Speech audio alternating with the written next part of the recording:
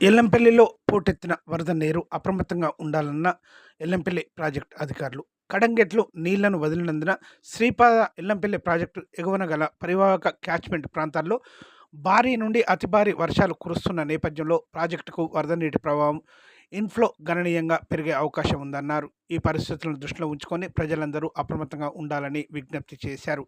ముఖ్యంగా ప్రాజెక్టు దిగువన గల గోదావరి నది పరివాహక ప్రాంతంలో నివసించే ప్రజలు, రైతులు, మత్స్యకారులు, గొర్రె కాపరులు, పల్లెకారులు, ఇతరులు నది ఒడ్డుకు లేదా నది ప్రవాహ ప్రాంతంలోకి వెళ్లకుండా తగిన జాగ్రత్తలు తీసుకోవాలని Yellampalli project executive engineer Ravindra Chari వెల్లడించారు.